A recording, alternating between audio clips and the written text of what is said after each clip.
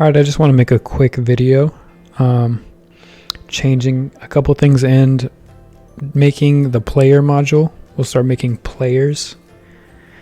So first thing I want to change that I noticed was this right here. I want to talk about this because I realize this can be a little bit confusing, and also I shouldn't use I and J for this. I should use suit. So I'm saying for suit in suits, append suit, or not, well, append a card with that suit. And I also want to point out that, let me minimize this. I want to point out that when it says for suit in suits and then puts that suit here, this is going here and then being assigned to the card. Self.suit is suit. So I hope that helps people out there understand what's going on. And I'm going to do the same thing for values. I'm going to change this to for value in values, and instead of I over here, I'm going to put value. That's a good habit to do, so people understand what's going on in your code when they read it. Also, this list comprehension might be a little bit confusing to some, so I'm going to show you a different way to do it that might be more simple. So I'm going to comment that out, and I'm going to do something a little bit different. I'm going to do it using for loops for value in values, and then it's going to be a for loop with inside another for loop. I'm going to say for value in values for suit, well, suit in suits, self dot append the card object with that value in suit.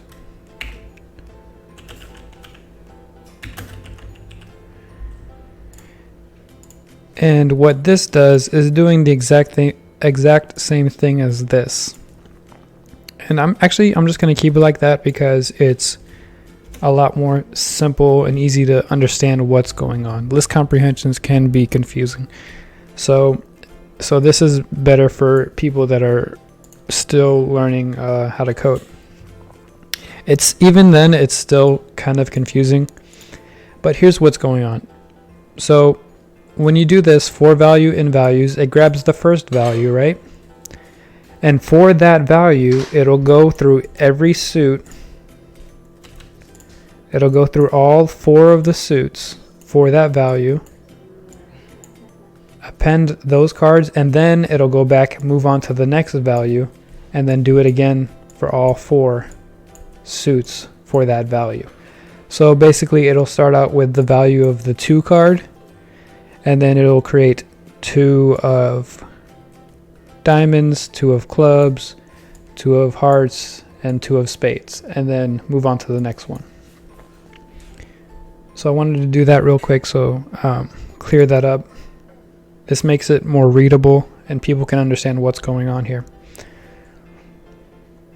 So let's move on to making players. And if you're following along, you already know this is our main file. And actually, I'm going to rename this right now on the video so people, I like to keep continuity on my videos. I hate when someone who's making a code tutorial video changes something off video and then they don't explain it to the viewer what's going on. So I'm going to try to do everything on the video. I'm going to change this file. Let me see, refactor, rename, and I'm just going to name it main. So now this file is main.py, And then this file is cards.py. Cards have our class card and our class standard deck. And standard deck has the method shuffle and it has the method deal. And on cards.py we also made an instance of standard deck, which is just called deck. And in our main py we imported from cards, we imported the instance that we made, deck. And on here we can, in our main file, we can do deck.shuffle and then print it. Print deck. And from this main file, I'm just going to run it. And as you can see, it does deck shuffled, and then it shows us the deck with all the cards in a random order. So let's move on to making a player. And I'm just going to reference this file. This is a finished, well, sort of finished version or a working version of our code that I'm referencing. You can get this in the description right now. It's from my GitHub. So I'm going to look at what I did here with player. And I'm going to make another .py file over here in the same directory. Python file right here. I'm just going to say players.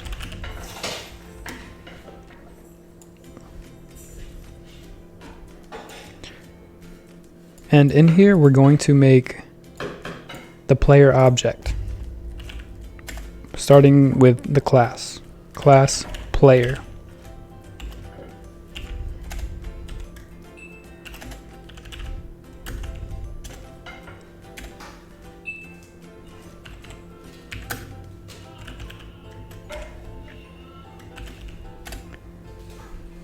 So the one attribute that I'm going to ask for when we do our init for a player is the name, and I'm going to set that default to none.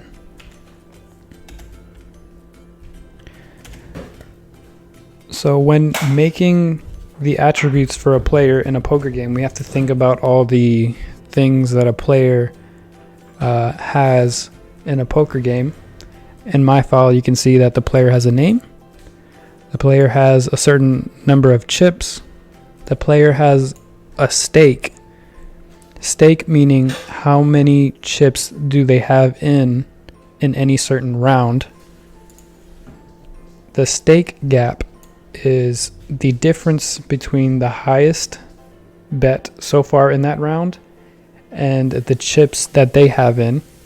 So this basically means the number of chips they need to put in order to stay in the round.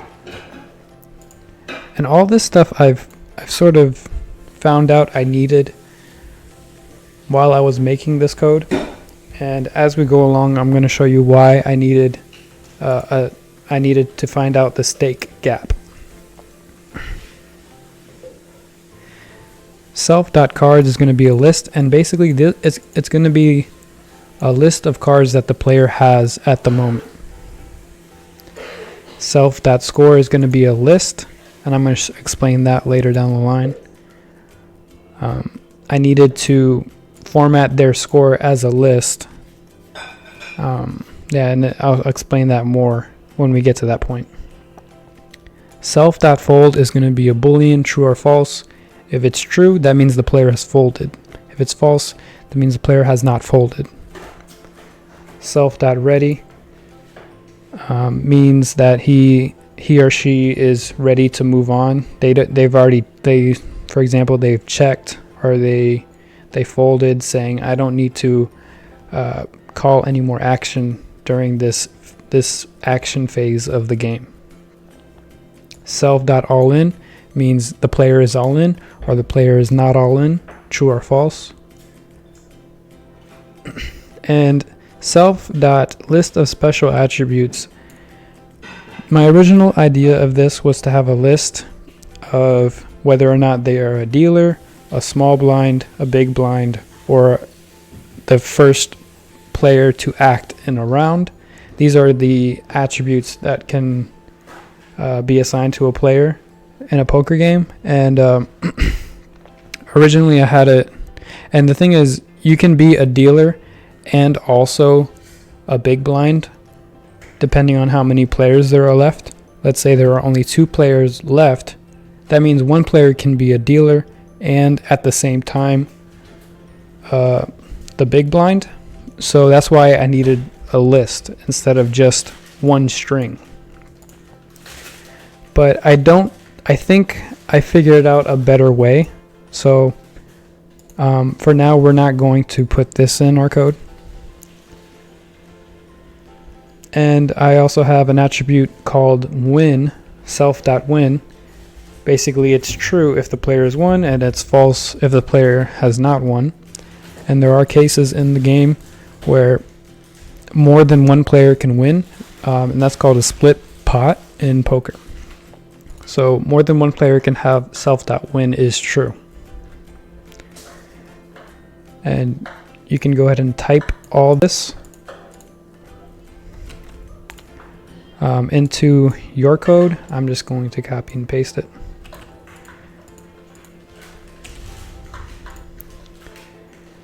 And then if you remember from the video about cards, there is a special method called repr. We're going to define it, and basically repr means what the object is going to look like when we print that object on the terminal. And basically I wrote that if I ever print a player object on here, I want it to print the name. But actually I ended up changing that, so you don't have to write that either, because if I ever wanted to print a player, I can just do print player.name instead of just doing player. So let's create an instance of a player. We'll just say player 1. Player 1 is a player, and you can see over here it's asking for an argument for name. Right now it's none, but we can go ahead and put something in here. I'll just say Mike.